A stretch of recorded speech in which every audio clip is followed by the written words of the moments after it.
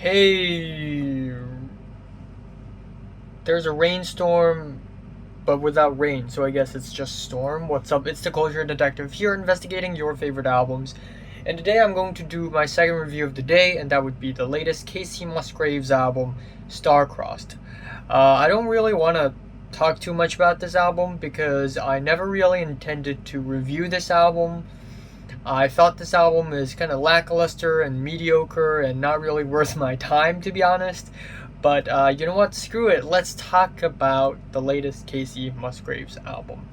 In the year 2018, she had released Golden Hour, which is unexpectedly successful. It won her multiple Grammys, it got onto some of the top charts, and she had become a pretty promising and successful artist since then. Now we have a new album from Kacey Musgraves with once again a mixture between pop music and I guess a bit of a country music, and a lot of people label her music as country music, but honestly her music is as little country as it gets, It's mostly just pop music with a slight dash of country flavor. But anyways, prior to the release of this album, she had undergone a divorce, so perhaps this album is more lyrically and conceptually focused on themes of love and relationship and broken romance. But once again, I need to clarify this. I think this album is very much mediocre, lackluster, and not something that I would go back to at all. I wasn't really a huge fan of Golden Hour. I thought it had some highlights, but it was not good enough to hook me or anything. And I think the same problems pretty much apply to the latest Kacey Musgraves album. The title track pretty much is what you would expect from Kacey Musgraves, cinematic synths and harps, reverby vocals, except for some reason the mastering on this track and pretty much the rest of the album is very mushy. And we have lyrics about relationship breaking down, crumbling, all the way from a dream to divorce. And then afterwards, it is just one awkward and lackluster track after another. The track Good Wife is a soft guitar pop tune, and lyrically it is kind of questionable for me. The chorus basically, God help me be a good wife, and Kacey Musgraves basically going on a diatribe on what she could do if she's a good wife, while sort of implying that she's a bad wife and that other guy's a bad husband, but singing in a way that's almost kind of celebratory and optimistic, which makes it even more awkward, and the auto-tune does not help at all. The track Cherry Blossom furthers the questionableness with the very awkward songwriting choices, with very weird references to Japanese culture, all the way from the very whitewashed Japanese melodies, and also lyrics like Tokyo is not built in a day. And when I first heard this song, I didn't even notice that Kacey Musgraves was trying to do this Japanese thing on this track, because I didn't even recognize that, because it's just so non-Japanese, it's so whitewashed that I couldn't even recognize it until someone else points it out. Then it is the track Simple Times, another guitar poppy hooky tune. And this track, while it doesn't sound terrible, it still has its glaring flaws, from the very weird synth beat to reggae flavored drum fills for some reason. The track If This Was a Movie has these very reverby vocals and these very easygoing trip hop instrumentals, which evolves into this very watered down elevator music. The track Justified is essentially about the emotions involved in a betrayal, in a divorce and a breaking relationship. And while I don't think this track is all that great, I think the singing is fine, I guess.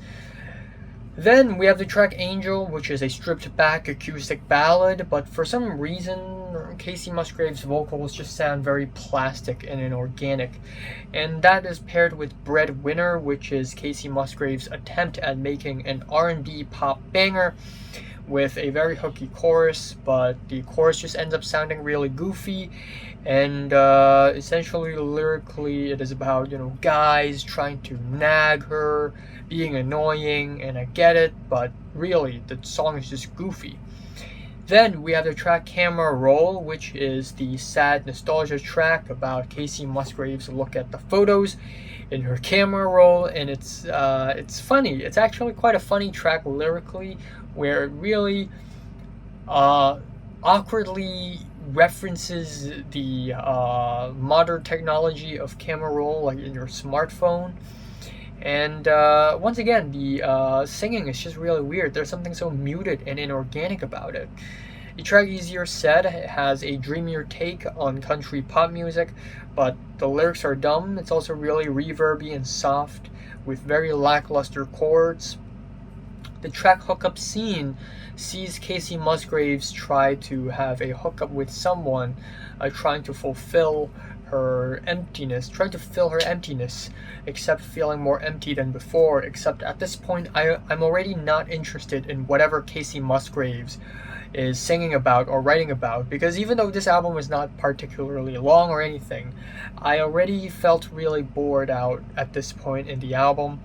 Afterwards, we have Keep Looking Up with its rustic vocals and guitars, and it's easily the most country-centric track on the entire album.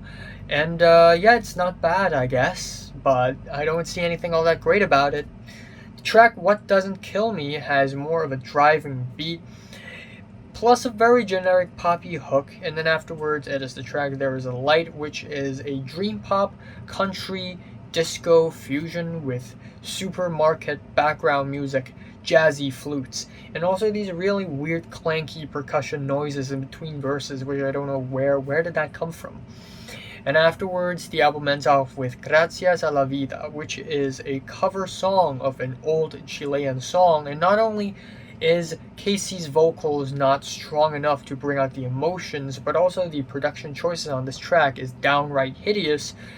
Kacey Musgraves basically experiments on this track by trying to make this track like a journey through time and history, with the track starting off sounding like a crackling phonograph with the vinyl noises, and how it sort of transitions from that to 60s production, 70s production, 80s production, 90s production. It reaches a point of being very high def and clear and crisp, and then by the end we have these layers of auto-tune vocals that just sounds grating as hell.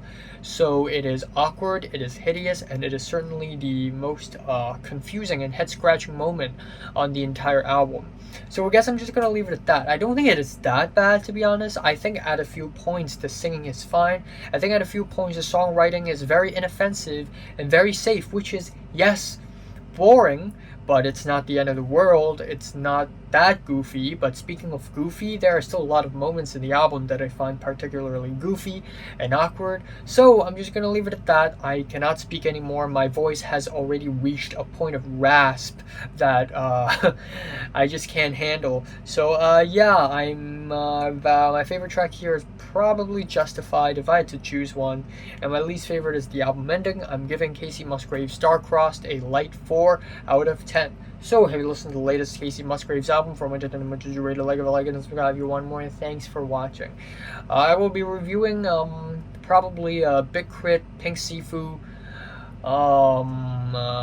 Tirasausism, and Lil Nas X, Playboy Cardi if he drops his latest album, and yeah, that James Blake album is delayed. And yeah, Kyari Pamu Pamu. I'm excited for that album.